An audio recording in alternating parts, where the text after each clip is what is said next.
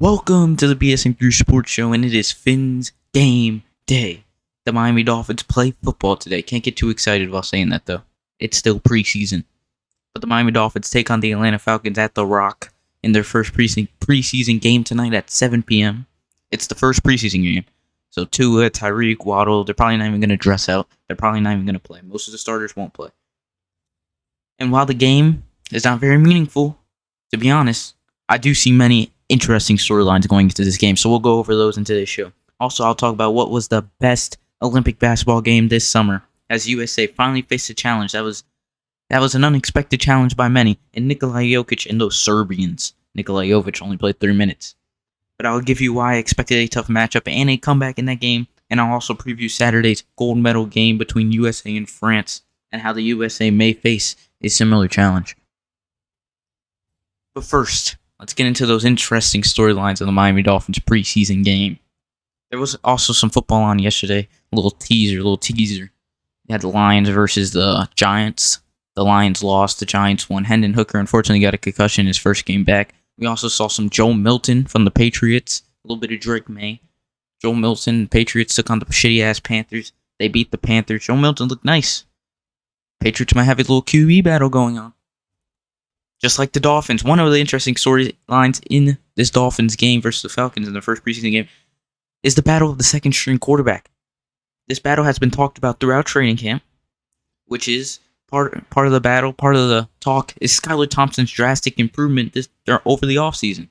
And he's outshining Mike White in practice. And with Tua not playing, of course, this game, there's a question on who will be the starting quarterback for the Miami Dolphins. Now, I'm going to be blunt. In my opinion, it's Mike White. Just because he is the veteran, and he's the big money backup. 2 years, $10 million, paid him all that money. The Dolphins are obviously going to they think they're going to have to start him in this first preseason game. They can't let Skylar Thompson overshadow him too much now. He is the veteran, the big money backup. I believe he will be playing most of the first half in this game. But that doesn't mean Skylar's second half won't be interesting. Skylar Thompson has always been a standout in the preseason. I call him the Tom Brady of preseason football. And being on his team for 4 years now is pretty impressive. And that means Mike McDaniel and the staff and the offense obviously see something in him. And they think highly of him.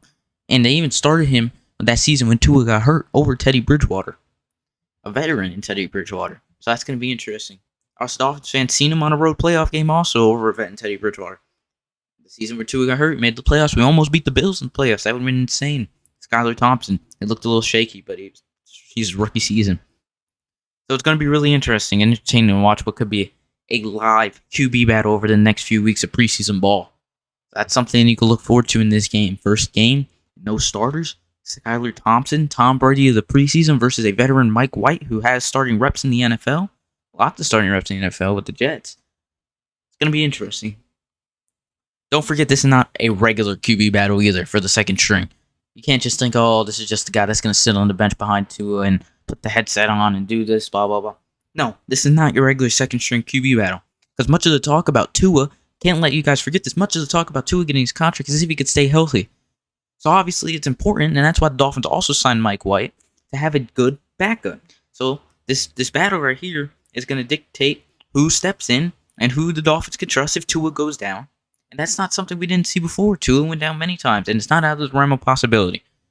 So this is a very important, actually, second-string QB battle, in my opinion. Now, is there anything to have to get to the TV to watch the game for? No, it's just something interesting to look out for and be entertained by in the first preseason game of your Miami Dolphins. Another storyline to watch in this game is the Dolphins' surplus at running backs. For some reason, the 2024 NFL draft, almost said the MLB draft. I don't know why, the Marlins are on my mind. The Miami Dolphins, despite having Raheem Mostert, who had a record-breaking touchdown season last season, A-Chain, who broke out in his rookie season despite being injured, Jeff Wilson Jr., who was injured, and Chris Brooks, they decided to draft a speedy running back in Jalen Wright. Right? Another Jalen. Good joke right there. I forgot the Dolphins also have Savon Ahmed. He was in a boot in practice, though, so I don't think he's going to play. He did have a breakout preseason last season, which was interesting. But Jalen Wright should be getting meaningful carries, Omar Kelly said on Twitter. And I would like to see if he can live up to the hype a little bit, show some of that hype. At least show some of that speed, that electricity the Dolphins all have. But we can also see if Chris Brooks, who had some interesting minutes last season in the regular season, can make a case to be on the stacked roster of running backs. There's so many running backs on this damn roster, and a lot of them are pretty alright and could make an NFL team. So it's interesting how Chris Brooks and Jalen Wright will be. Jalen Wright, playing style, fast, elusive back, similar to A-Chain, similar to Mostert, similar to half the damn Dolphins team. But in contrast, we have Chris Brooks, whose playing style is a physical back. And you can't forget about Jeff Wilson, who also serves a similar purpose to Chris Brooks as a physical back. Jeff Wilson, close to Mike McDaniel, was with the 49ers. So I don't see Jeff Wilson and Chris Brooks with a similar style being on the Dolphins at the same time. So if Chris Brooks does have a standout, does break out in the preseason, I think Jeff Wilson's in trouble, and he might be fighting for a roster spot this preseason. So that's another interesting storyline. Running back battle, QB battles. The Dolphins are battle-tested and will be battle-tested today. Some other quick things to keep an eye on before I move on is cornerback Ethan Bonner, who Dolphins fans have been hearing about for like a year now. He's been a fast cornerback, fast white cornerback. Get rare of those. He's been a standout in practice this year, though. This training camp, locking up those Falcons receivers in joint practice, also locking up Drake London. I mean, as I said in the last video I put out, when you're going against Tyreek and Jalen Waddle, some explosive receivers, you can't back down from nothing at that point. So he's a dog, and I would like to see how his dog comes out in this first game. Personally, I want to see how Big Pork Chop Robinson will play in the few minutes he gets. He's the first round pick. He's not going to get many minutes. He might not even play. But I'd like to see how he performs, as the Dolphins are going to need him to step up with Bradley Chubb and Jalen Phillips out to begin the season and most of the season, to be honest. So it's going to be very important those linebackers step up. Now, enough of the preseason chatter. Let's talk about USA. They beat Serbia yesterday 95-91 in the best Olympic game this summer. USA was down 13 going into the fourth and outscored the Serbs 32-15 in the fourth to get the dub by 4 points. It was a crazy comeback when Curry was the one to put us on his back and win, as he ended 1 point shy of Carmelo Anthony's record with 36 points. If I'm being honest here, I knew this comeback was coming. In the fourth, the lineup was short with only 6 men playing. No Derek Whites, to be honest. No Bam Adebayo, even though I like Bam Adebayo. No Bam Adebayos, no Jason Tatums. Halliburton doesn't even play. We had some AD and Embiid exchanging minutes. There was only 6 men playing. And I was looking at the fourth quarter lineup.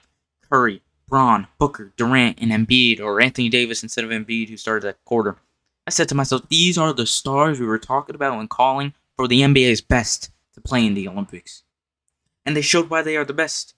And why are they the NBA's best, and why we called on them to play to bring us home the gold. LeBron started it, fadeaway to start the fourth quarter. Bang. Then we had Durant hit a 3. He got fouled on the 3, but it was before the 3. So we got the 3 points, then got the ball back, and Devin Booker went back-to-back threes. Bang. I think that cut the lead to 6. Then we had Embiid's 3-point play. Then we had Curry. We knew we were going to have that Curry moment that the commentator was talking about. He hit that 3, put us up, go-ahead 3. Boom. Then Durant iced it with a nice ISO. He called off. You see Carmelo calling off the defenders for him. KD calling off the defenders. And he showed why he's one of the best natural scorers in the league. Hit a nice ISO 3. Boom. LeBron, he went little Captain America mode. He had to try to get his moment in. Get those layups you saw him attacking from those LeBron moments. Yeah, we see LeBron had a triple-double.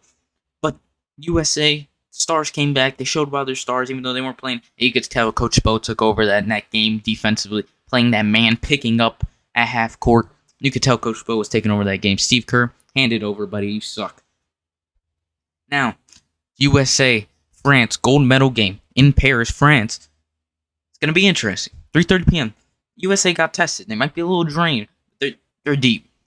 I better not see Jason Tatum play just because everybody's saying he should play. And where's Jason Tatum? I better not see him play. It's a gold medal game.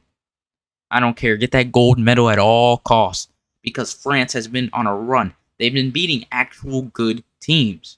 They've been underdogs. They've been beating these teams. They beat Canada. It's a good team.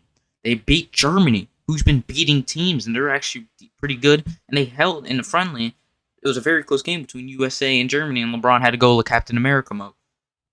So France has been on a heater in their home court advantage. That stadium's going to be rocking gold medal. France has been showing, they were cheering some Olympic swimmer in the stadium in one of the games. So it's going to be really interesting. They're hot. Rudy Gobert hasn't been playing much minutes, so we need to expect bigs. AD, Embiid. Embiid, show why you should be on this team and bully France. They don't like you. They don't want you on their team. Bully them. Come on. That's what I'm saying. It might be unexpected, but I'm expecting a good game. The refs, little French refs. You might have some French bias. So it's going to be a really interesting game, and I think it's going to be an actual close game than the spread calls it for. I think it's like 15 points. So be careful, USA. I think they're going to get this gold medal. They should get this gold medal. If they don't get this gold medal, it's a failure, obviously. They didn't go undefeated. This whole trip was a failure. Doesn't matter. USA, be careful for France. I really think Victor Wembanyama, he might become the face of the league if they win this game. It's going to be insane. Evan Fournier, don't let him turn into God. So, USA also, one more thing. Why not we bring back the dog of the day real quick? Bring back the dog of the day. It's not football season, not NBA season. Bring back the dog of the day. Dog of the day. You won't guess it? The Miami Dolphins. Go Dolphins. Beat the Falcons. Sack Michael Penix Chop.